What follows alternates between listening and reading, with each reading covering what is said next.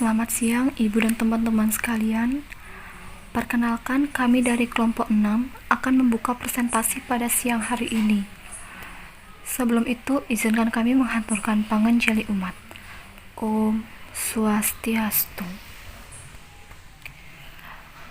Adapun materi yang akan kami bahas pada siang hari ini adalah mengenai standar pengungkapan spesifik kinerja lingkungan.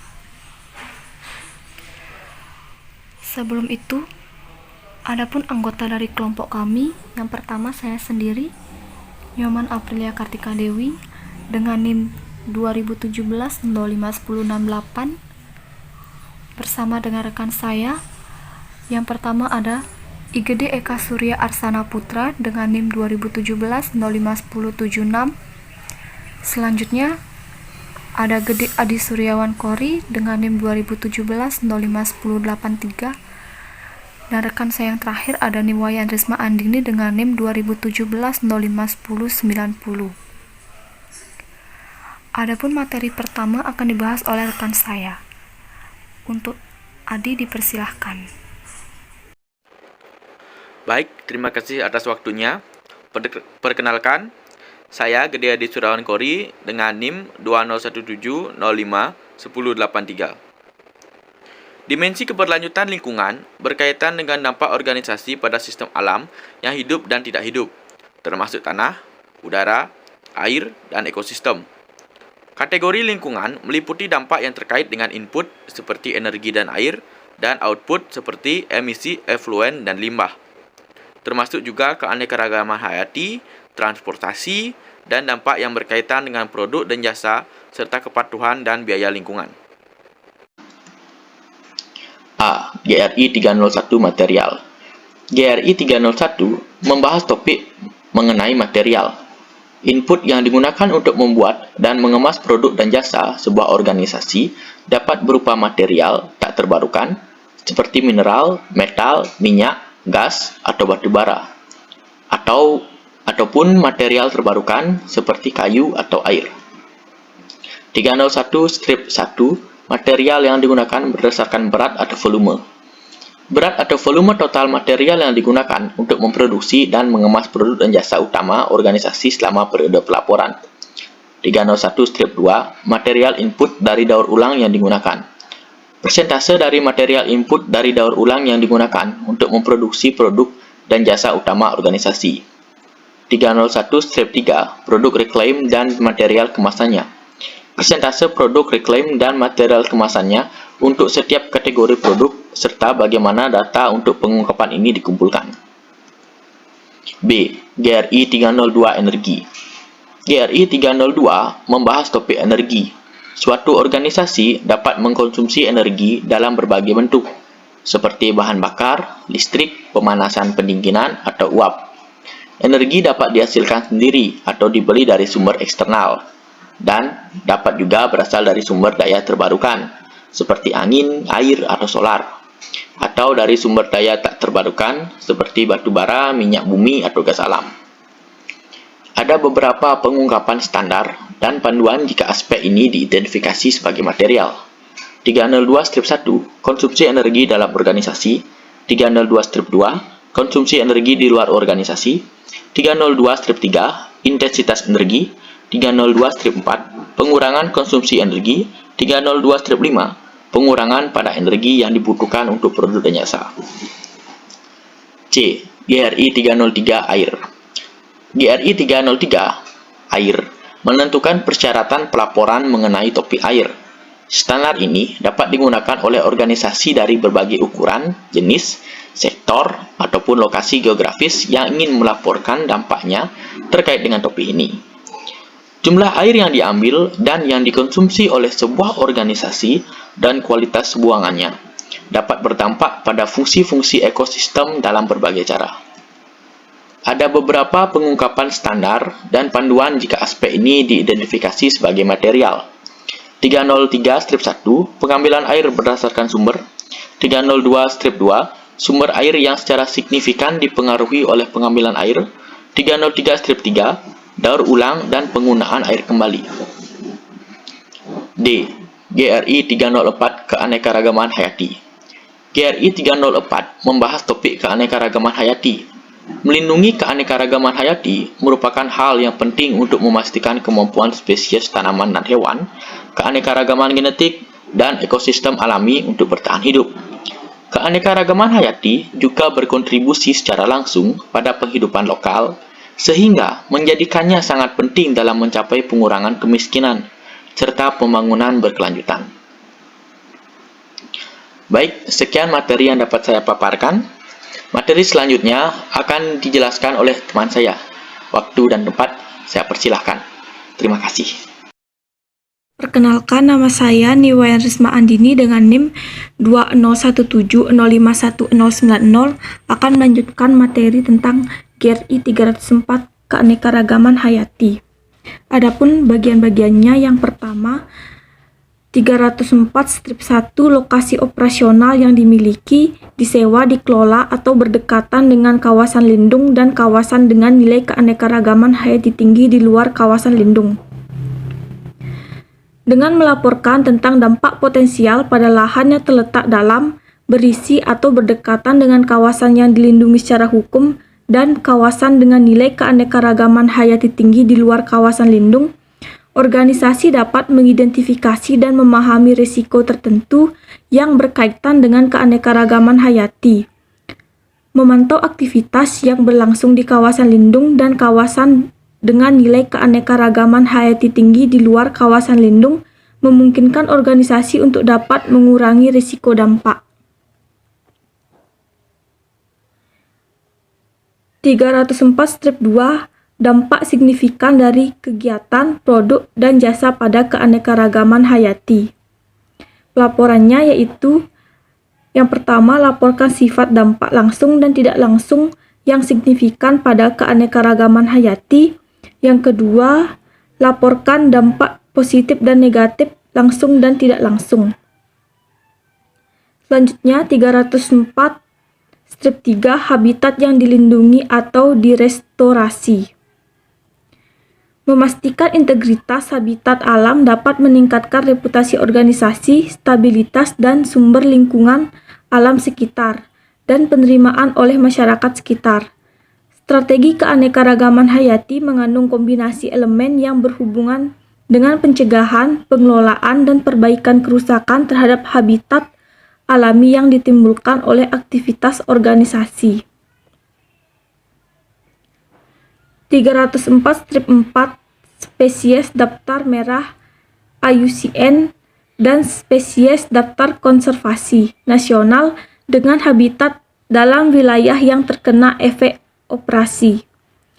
Indikator ini membantu organisasi untuk mengidentifikasi di mana dari aktivitasnya memberikan ancaman terhadap spesies tumbuhan dan binatang yang terancam punah.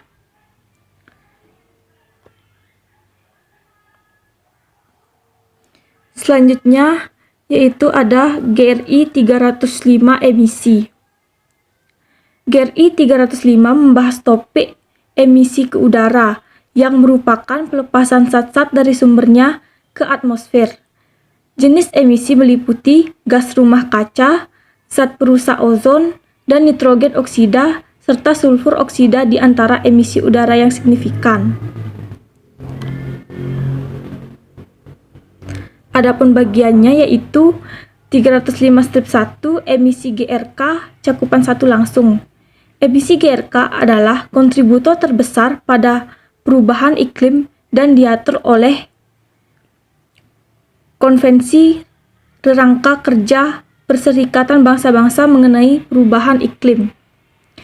Emisi GRK langsung cakupan 1 berasal dari sumber atau satuan fisik atau proses yang melepaskan GRK ke atmosfer yang dimiliki atau dikendalikan oleh organisasi, yaitu 305/2 emisi energi GRK cakupan 2 tidak langsung.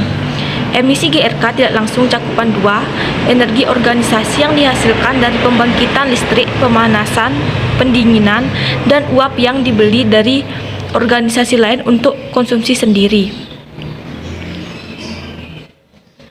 Selanjutnya 305/3 emisi GRK cakupan 3 tidak langsung lainnya. Emisi tidak langsung Cakupan 3 lainnya adalah akibat dari aktivitas organisasi, namun terjadi sumber yang tidak dimiliki atau dikontrol oleh organisasi. Contohnya adalah ekstraksi dan produksi dari material yang dibeli. Sekian materi yang saya sampaikan. Materi selanjutnya akan dilanjutkan oleh teman saya. Baik, terima kasih kepada Risma atas kesempatannya. Perkenalkan, saya Eka Surya dan di sini saya akan melanjutkan presentasi. Materi selanjutnya itu ada GRI 305-4, integritas emisi GRK. Penyebutan rasio yang sesuai untuk menunjukkan output persatuan, aktivitas, dan metrik khusus organisasi lainnya. Selanjutnya ada GRI 305-5, pengurangan emisi GRK. Indikator ini digunakan untuk memantau pengurangan emisi GRK dengan merujuk kepada target organisasi atau pada sistem peraturan dan perdagangan di tingkat internasional dan nasional.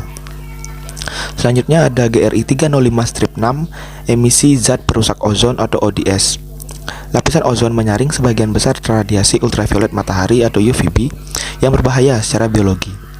Dalam penyusunannya, caranya adalah hitung produksi ODS sebagai jumlah ODS yang diproduksi, dikurangi jumlah yang dimusnahkan dengan teknologi yang disetujui, dan dikurangi jumlah yang digunakan secara keseluruhan sebagai bahan baku dalam manufaktur kimia lainnya. Selanjutnya ada GRI 305-7, nitrogen oksida atau NOx, sulfur oksida atau SOx, dan emisi udara signifikan lainnya. Pencemar udara yang memiliki pengaruh yang merugikan terhadap iklim, ekosistem, kualitas udara, habitat, pertanian, serta kesehatan manusia dan hewan. Materi ke-6 itu ada GRI 306, air limbah dan limbah. GRI 306 membahas topik tentang air limbah atau efluen dan limbah. Ini mencakup pelepasan air, penimbulan, pengolahan, dan pembuangan limbah, serta tumpahan bahan kimia, minyak, bahan bakar, dan zat lainnya. Di dalam GRI 306 itu ada beberapa lagi bagian. Yang pertama itu ada GRI 306-1, pelepasan air berdasarkan kualitas dan tujuan. Jumlah dan kualitas air yang dilepaskan oleh organisasi secara langsung dikaitkan pada dampak ekologi dan biaya operasional. Dengan memperbaiki secara bertahap kualitas air yang dibuang atau mengurangi volumenya, suatu organisasi memiliki potensi untuk mengurangi dampaknya pada lingkungan sekitar. Materi selanjutnya itu ada GRI 306-2, limbah berdasarkan jenis dan metode pembuangan. Identifikasi bobot ilmiah yang dihasilkan oleh operasi organisasi yang dikategorikan menjadi dua, yaitu sebagai berikut. Pertama, limbah berbahaya, seperti yang didefinisikan dalam perundang-undangan nasional di mana ditimbulkan. Yang kedua, ada limbah tidak berbahaya, yaitu semua bentuk lain limbah, padat atau cair, tidak termasuk air limbah. Selanjutnya itu ada GRI 306-3, tumpahan yang signifikan. Tumpahan bahan kimia, minyak, dan bahan bakar dapat memberikan dampak negatif yang signifikan terhadap lingkungan sekitar, berpotensi mempengaruhi tanah, udara, air, keanekaragaman hayati, dan kesehatan manusia. Baik, sekian materi yang bisa saya paparkan. Untuk selanjutnya saya serahkan kepada teman saya yaitu Aprilia. Untuk Aprilia dipersilahkan. Baik, selanjutnya di sini saya akan menjelaskan materi mengenai pengangkutan limbah berbahaya. Pengangkutan limbah berbahaya yang tidak patut, khususnya ke negara yang tidak memiliki infrastruktur dan peraturan nasional untuk menangani limbah tersebut, tentunya dapat membahayakan kesehatan manusia dan juga lingkungan. Selain itu, pengelolaan limbah berbahaya yang buruk dapat menciptakan kewajiban yang dikaitkan dengan ketidakpatuhan terhadap peraturan nasional dan juga internasional, serta potensi rusaknya reputasi. Identifikasi proporsi jumlah total limbah berbahaya yang diangkut menurut tujuan yang diangkut dari organisasi ke lokasi di luar negeri. Sertakan semua limbah yang meninggalkan batas organisasi yang melintasi perbatasan internasional, tidak termasuk transportasi di antara lokasi-lokasi yang berbeda dalam organisasi.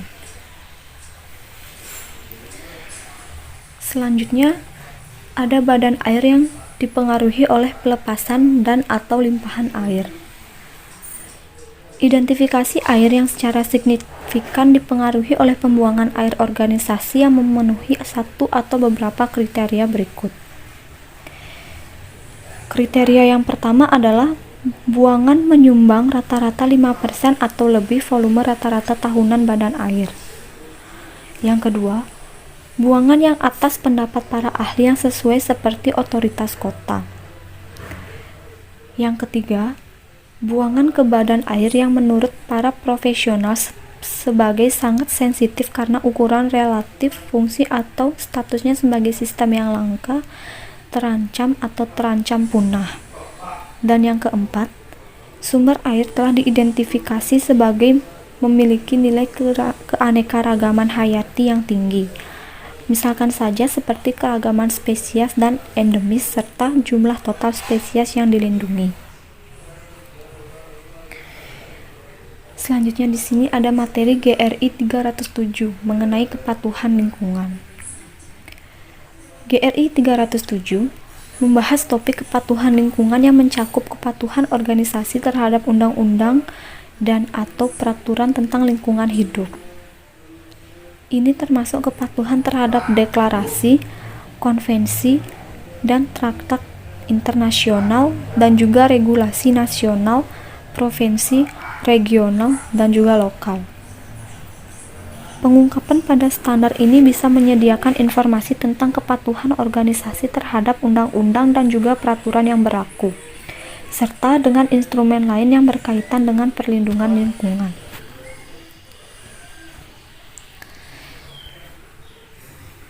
Selanjutnya di sini adalah materi mengenai GRI 307.1 mengenai ketidakpatuhan terhadap undang-undang dan peraturan tentang lingkungan hidup. Pada GRI ini, organisasi pelapor harus melaporkan informasi berikut. Yang pertama, denda yang signifikan dan sanksi non-moneter karena ketidakpatuhan terhadap undang-undang dan atau peraturan tentang lingkungan hidup dalam hal nilai moneter total dari denda yang signifikan, jumlah total sanksi non-moneter, serta kasus yang diajukan ke mekanisme penyelesaian sengketa. Dan yang kedua, jika organisasi tidak mengidentifikasi adanya kepatuhan apapun terhadap undang-undang dan atau peraturan tentang lingkungan hidup, serta pernyataan ringkas tentang fakta ini sudah cukup. Selanjutnya adalah materi mengenai GRI 308 mengenai penilaian lingkungan pemasok. GRI 308 membahas topik tentang penilaian lingkungan pemasok. Suatu organisasi mungkin terlibat dengan dampak baik melalui kegiatan mereka sendiri dan atau sebagai akibat dari hubungan bisnis mereka dengan pihak lain. Standar ini dirancang untuk digunakan oleh organisasi-organisasi untuk melaporkan tentang dampak mereka terhadap perekonomian, lingkungan, dan atau masyarakat.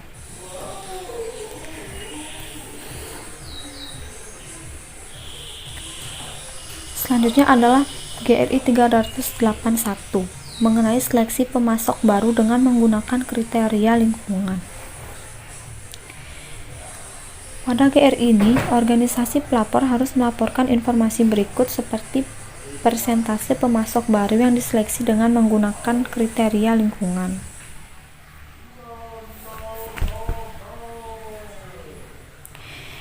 Yang selanjutnya adalah GRI 308 nomor 2, di mana dampak lingkungan negatif dalam rantai pasokan dan tindakan yang telah diambil. Pada hal ini, organisasi pelapor harus melaporkan informasi berikut, seperti jumlah pemasok yang dinilai untuk dampak lingkungan, jumlah pemasok yang diidentifikasi memiliki dampak lingkungan negatif aktual dan potensial yang signifikan, serta dampak lingkungan negatif aktual.